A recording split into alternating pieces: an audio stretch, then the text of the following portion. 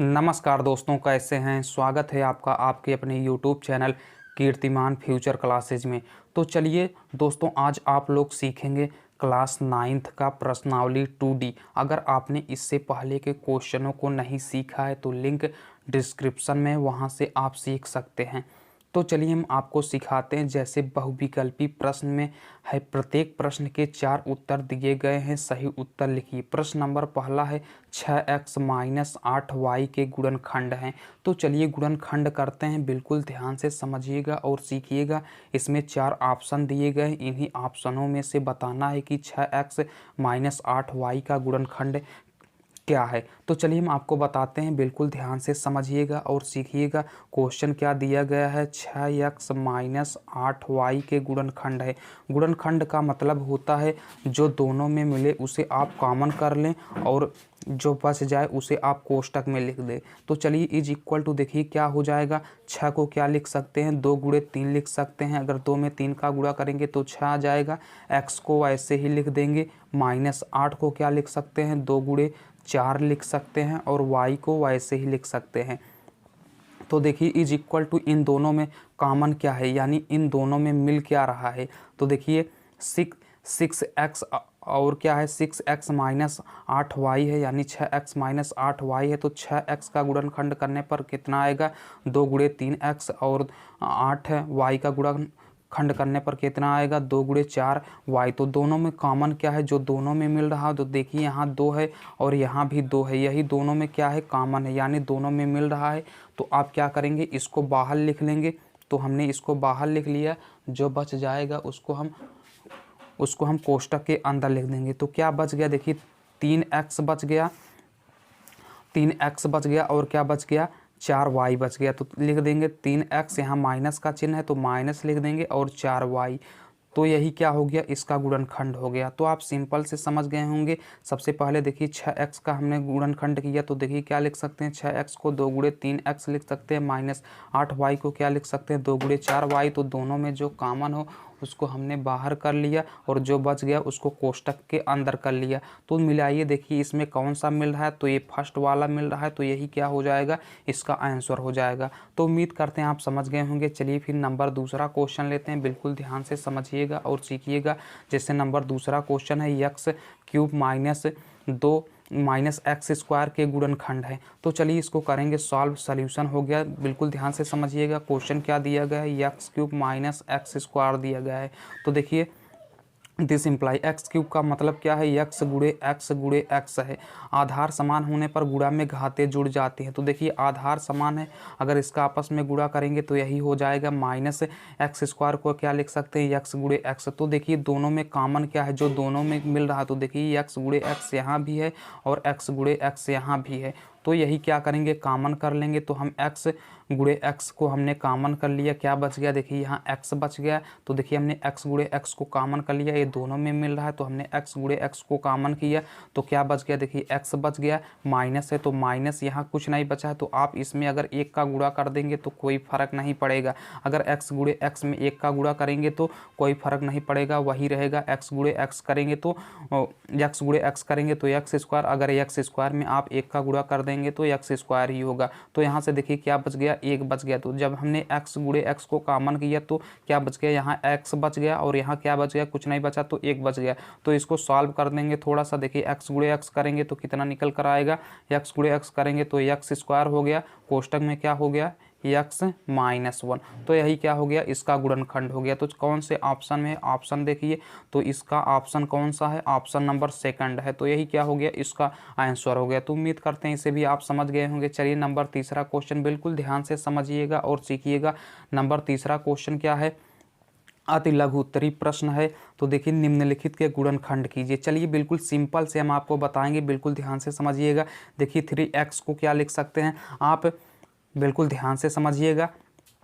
देखिए 3x को क्या लिख सकते हैं, देखिए 3x को क्या लिख सकते हैं, x² है तो x² को क्या लिख सकते हैं, x × x लिख सकते हैं।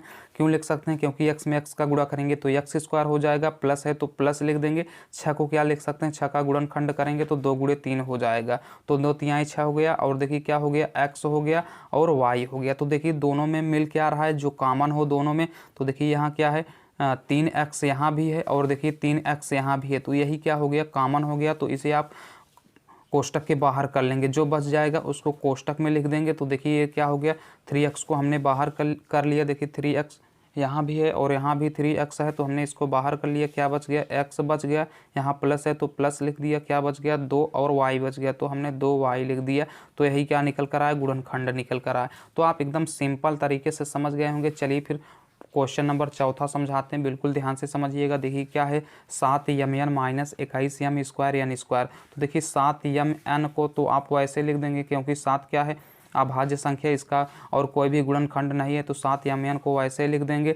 माइनस 21 को क्या लिख सकते हैं, 3 गुणे 7, अगर 3 में 7 का गुणा करेंगे 21 हो जाएगा। यम स्क्वायर को क्या लिख सकते हैं, गुणा करके यम गुणे एम कर सकते हैं, और एन स्क्वायर को क्या लिख सकते हैं, एन गुणे एन लिख सकते हैं।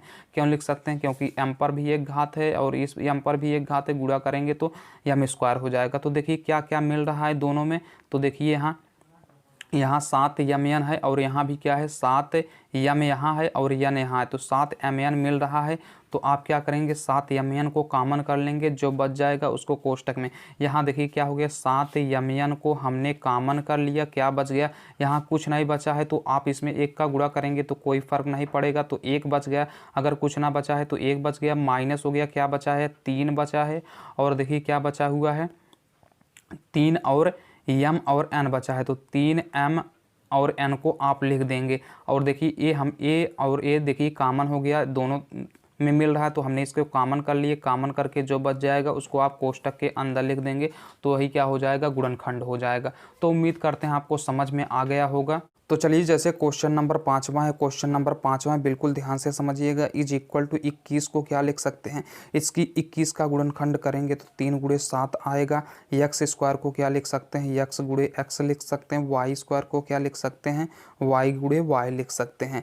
प्लस कितना हो गया, 63 को क्या लिख सकते हैं, 63 का गुणनखंड करेंगे तो कितना आएगा, 21 3 या 63 होता है, तो 63 का ऐसे इस प्रकार गुणनखंड कर लेंगे। 63 को गुणनखंड करेंगे तो देखिए 3 से काटेंगे तो 3 दूनी 6, 3 एकन्नम 3 हो जाएगा। अब 3 से काटेंगे तो 7 हो जाएगा। अब 7 से काट देंगे तो 7 एकन्नम 7, तो यहाँ से गुणनखंड इतना निकल कर आया, 3 गुणे 7, तो यहाँ पे लिख देंगे 3 गुणे 7 हो गए। एक्स वाई है तो आप एक्स वाई को भी लिख देंगे। अब देखिए क्या क्या मिल रहा है, कॉमन क्या है, देखिए 3 और 7 यहाँ है और देखिए यहाँ भी 3 और 7 है, तो 3 और 7 को आप कॉमन कर लेंगे। देखिए 3 और 7 को हमने कॉमन कर लिए, 3 और 7 हमने कॉमन कर लिया। क्या बच गया, यहाँ देखिए x है और यहाँ भी x है, y है तो यहाँ भी x और y है, तो x और y को भी हमने कॉमन कर लिया।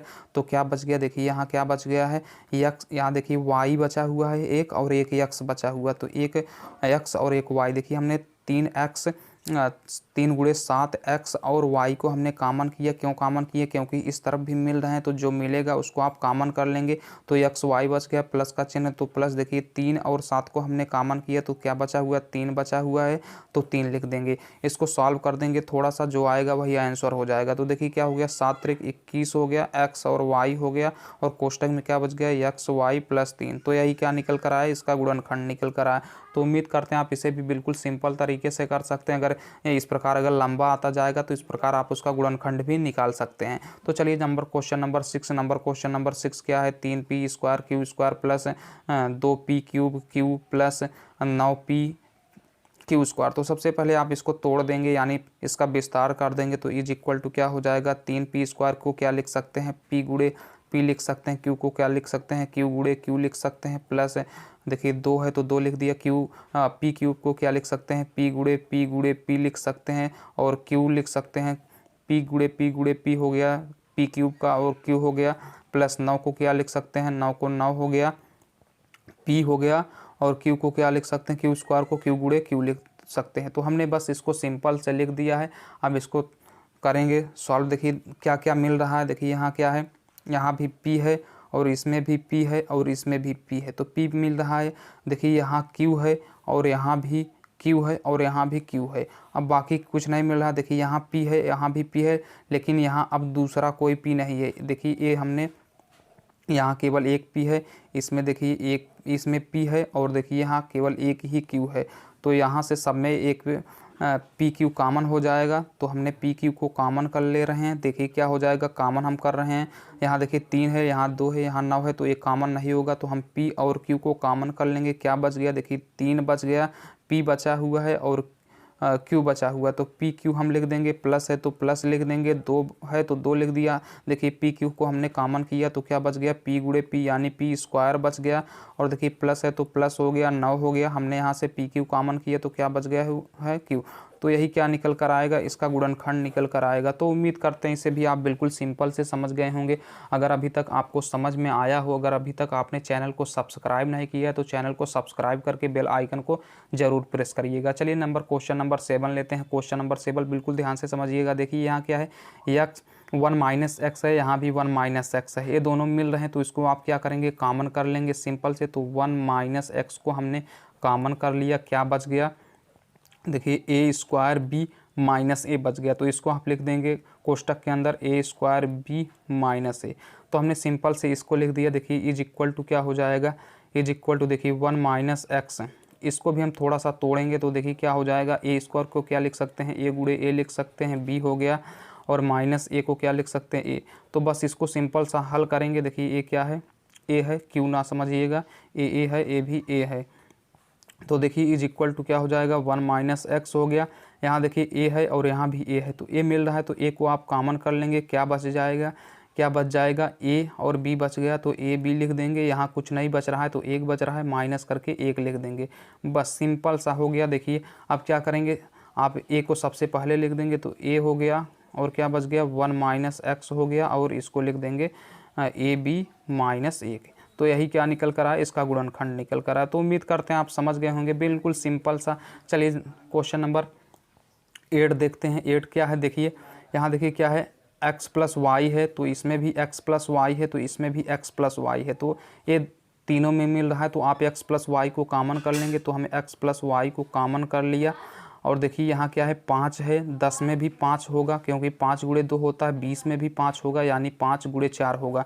तो हम 5xy को कॉमन कर लेते हैं तो क्या बच जाएगा, देखिए यहाँ x प्लस वाई को हमने कॉमन किया तो क्या बच जाएगा, यहाँ x प्लस वाई का क्यूब है तो यानी 2 घात बचा ही रहेगा, तो x प्लस वाई का होल स्क्वायर बच गया।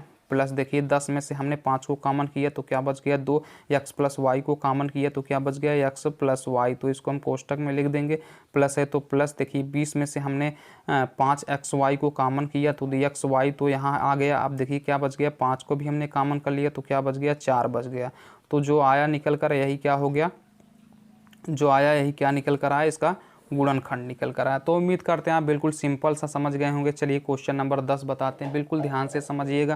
क्वेश्चन नंबर 10 क्या है, under root 3a plus under root 9b plus under root 6। तो चलिए इसको सिंपल सा करते हैं। अगर 9 का वर्गमूल निकालेंगे तो कितना हो जाएगा, 3। देखिए अंडर रूट 3 हो गया, प्लस 9 का वर्गमूल लेंगे तो 3 हो जाएगा, बी हो गया। प्लस देखिए अंडर रूट 6 को क्या लिख सकते हैं, अंडर रूट में 2 गुणे 3 लिख सकते हैं, बिल्कुल लिख सकते हैं। तो देखिए हम यहाँ लिख देते हैं, इज इक्वल टू क्या हो जाएगा, क्या हो गया, अंडर रूट 3a हो गया। प्लस देखिए 3 को हम लिख सकते हैं अंडर रूट 3 गुणे अंडर रूट 3 करेंगे तो 3 आएगा। अंडर रूट 3 गुणे अंडर रूट 3 करेंगे तो कितना आएगा, 3 आएगा। तो इसको 3 को अंडर रूट 3 गुणे अंडर रूट 3 लिख देंगे। ये कैसे आएगा, अगर इसको भी आपको सीखना है तो लिंक डिस्क्रिप्शन में, तो आप जानते ही होंगे।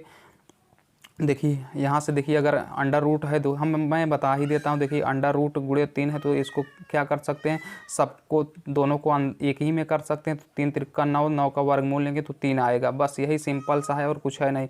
तो यहाँ देखिए 3 को क्या लिख सकते हैं, अंडर रूट 3 गुणे अंडर रूट 3, तो हमने लिख दिया अंडर रूट 3 गुणे अंडर रूट 3। बी है तो बी लिख दिया, और क्या है, प्लस है तो प्लस, इसको हम अलग अलग कर देंगे। जो एक ही में है इसको हम अलग अलग कर देंगे। तो चलिए अलग अलग कर देते हैं, बिल्कुल ध्यान से समझिएगा। अलग अलग करेंगे तो अंडर रूट 2 हो जाएगा, अंडर रूट 3 हो जाएगा। तो इसको जो मिल रहा है इसको कॉमन कर लेंगे। देखिए अंडर रूट 3 यहाँ भी है, 3 है, और यहाँ भी अंडर रूट 3 है, यहाँ भी अंडर रूट 3 है। तो हमने अंडर रूट 3 को कॉमन कर लिया, क्या बच गया, ए बच गया। यहाँ से एक अंडर रूट 3 कॉमन हुआ तो एक अंडर रूट 3 बचा है, तो एक अंडर रूट 3 भी हो गया। प्लस यहाँ क्या बचा है, √3 को हमने कॉमन किया तो √2 बच गया है। तो यही क्या निकल कर आया, गुणनखंड निकल कर आया। तो उम्मीद करते हैं आप समझ गए होंगे। समझ में आया तो एक लाइक करिएगा। अगर अभी तक आपने चैनल को सब्सक्राइब नहीं किया तो चैनल को सब्सक्राइब जरूर करिएगा। चलिए हम आपको एक देते हैं, उसको आप कमेंट बॉक्स में ज़रूर बताइएगा। जैसे 3x² y³ माइनस 24y²